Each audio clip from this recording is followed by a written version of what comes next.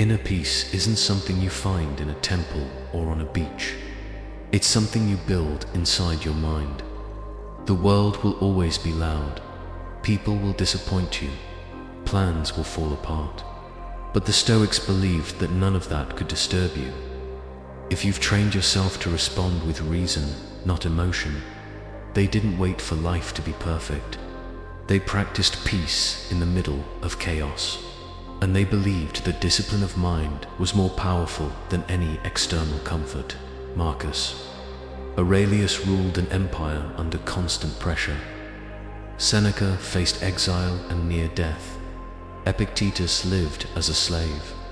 Yet all three wrote about stillness, not as luxury, but as a way of life. And the good news, that same stillness is available to you, not when the noise stops, but when you stop needing the noise to go away. So if you're ready to stop being ruled by stress, anger, and anxiety, and start building unshakable inner peace from the inside out, then these 4 Stoic rules are your blueprint. And as you listen, don't just agree with the words, live them. If any part resonates with you, drop it in the comments. Let the world know you're choosing peace. Now, let's get into it. Part 1. Control the controllables. Let go of the rest. You want peace? Then stop trying to control everything. That was the first rule the Stoics lived by, because they saw the truth that most people miss. Suffering doesn't come from events. It comes from your desire to control what you can't. Think about it. You stress about what they'll say. You worry about how it will turn out. You replay conversations, plan for betrayals, panic about the future, and every bit of it feels urgent, necessary, responsible, even. But Marcus Aurelius wrote, "You have power over your mind, not outside." Events realize this, and you will find strength. The moment you try to control what's outside your control, you hand over your peace. It's like trying to stop a storm with your bare hands. You can scream, you can panic, you can curse the sky, but the storm won't care, and neither does life. So what can you control? Your thoughts, your attitude, your effort, your choices, your response. That's it, and that's enough. Let's make it practical. Can you control whether someone respects you? No, but you can control whether you respect yourself. Can you control whether you succeed at something? Not entirely, but you can control whether you showed up, prepared, focused, consistent. Can you control how people treat you? Not really, but you can control whether you react with anger or with calm, whether you take it personally or let it pass. See the shift. This is not weakness. This is precision. You stop wasting energy on things that don't bend to your will, and pour it all into what does. The Stoics didn't preach surrender. They practiced strategic focus. Epictetus was a slave, literally had no freedom. Yet he wrote that the most powerful thing in the world is a man who controls himself. Because when you stop trying to control the outcome and start controlling the input, you regain your power. You move from anxious to deliberate, from reactive to calm, from scattered to focused. And that's where peace is found. It's not in fixing the world, it's in fixing your filter. The way you interpret, respond, act, no matter what comes your way. Because here's the reality: the storm is coming, whether you're ready or not. But if your mind is anchored to what you can control, it won't shake you. So every time you feel overwhelmed, ask yourself one question: is this within my control? If yes, take bold action. If no, take a deep breath and let it go. That's how you keep your power. That's how you keep your peace. Part 2. Detach from outcomes, attach to effort. Most people tie their peace to results. If I win, then I'll be calm. If they love me back, then I'll be happy. If it all goes according to plan, then I'll relax. That mindset, it's a trap. Because the outcome, the result, the finish line isn't yours to control. You can do everything right and still fail. You can give someone your best and still be left. You can chase perfection and still come up short. That's reality. And if your peace depends on everything going right, you'll never know peace. The Stoics had a better formula: detach from outcomes, attach to effort. They didn't measure success by results. They measured it by character. Epictetus said, "Do not seek for things to happen the way you want them to. Seek for them to happen the way they do, and you will find peace." You don't control how the world responds, but you do control how you show up. You control how deeply you commit, how consistently you try, how gracefully you carry yourself in defeat and in victory. That's where the power is. But most people live backwards. They obsess over what they don't control. The numbers, the timing, the reactions, and ignore what they do. There, focus, discipline, and effort. So what happens? They get anxious before results, depressed after failure, and completely disconnected from the only moment that matters, right now. But imagine this: you go all in on the process. You prepare without needing praise. You act with intention, not for applause, but because it aligns with your values. You work hard not to win someone's approval, but because it's who you are to give your best.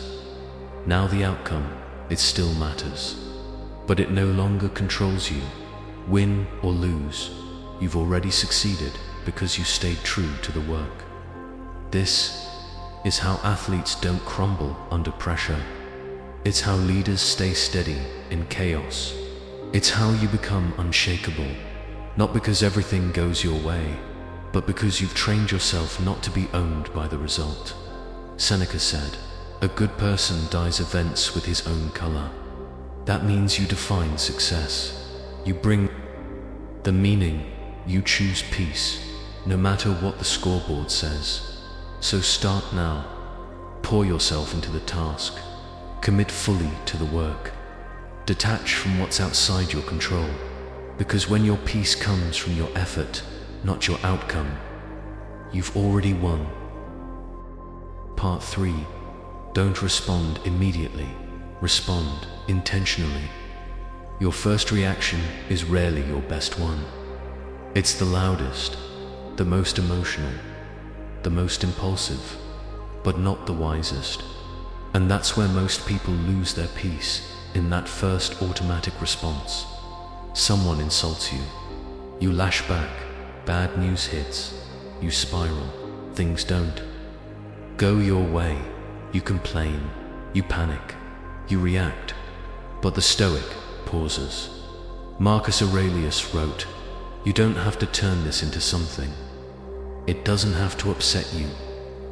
You don't have to reply instantly. You don't have to engage every challenge emotionally. You don't have to let your mood be hijacked by whatever just happened. Because here's what the Stoics understood. The space between stimulus and response is where your power lives. And most people, they never access it. They live in reflex mode.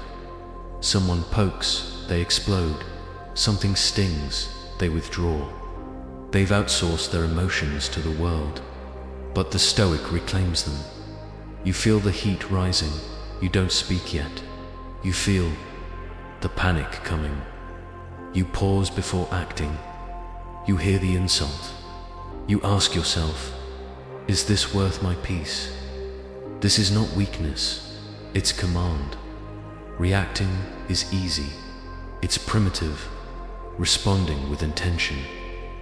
That's maturity. That's power, Seneca said.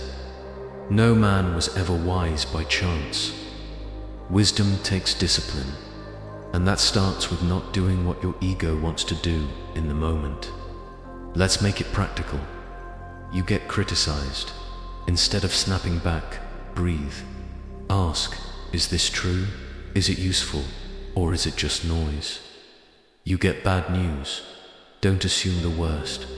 Ask, what can I do next? What's within my control? You're tempted to argue, complain, panic. Wait, feel the emotion rise and fall. Because if you can outlast the emotion by even 10 seconds, you can choose the response that serves your highest self. That's Stoic training in real time. It's not about suppressing emotion. It's about mastering it, not letting it run wild and destroy your day, your decisions, your peace. Every time you pause, you interrupt the cycle. You shift from instinct to intention. You act like a king, not a pawn. So the next time something triggers you, don't ask, what should I say? Ask, what would the strongest, calmest version of me do right now? Then do that. No rush, no noise, no ego. That's how peace becomes your default. Not because life got easier, but because you got quieter. Part 4. Silence the inner critic with action. The loudest voice in your life isn't your enemy. It's not your boss. It's not your parents. It's not the trolls online. It's the voice inside your own head. And if you don't master that voice, no achievement, no praise, no external success will bring you peace. The Stoics understood this better than anyone. Marcus Aurelius wrote, "The soul becomes dyed with the color of its thoughts." Your thoughts shape your world, and the most destructive thoughts are usually the ones you say to yourself. You're not good enough. You always mess this up. Why even try? That voice, that's not truth. That's fear wearing a mask. And the Stoic answer to that fear isn't arguing with it. It's not positive affirmations. It's not standing in the mirror shouting, "I believe in me." It's action, because action is proof. It drowns out doubt. It shuts down fear.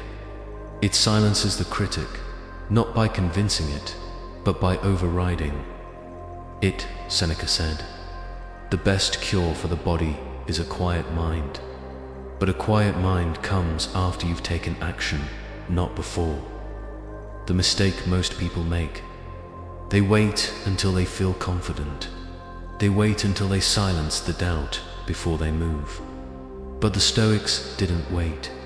They acted in spite of the noise. They didn't need the inner critic to disappear. They just needed to stop listening. And every time they moved forward, the voice got weaker.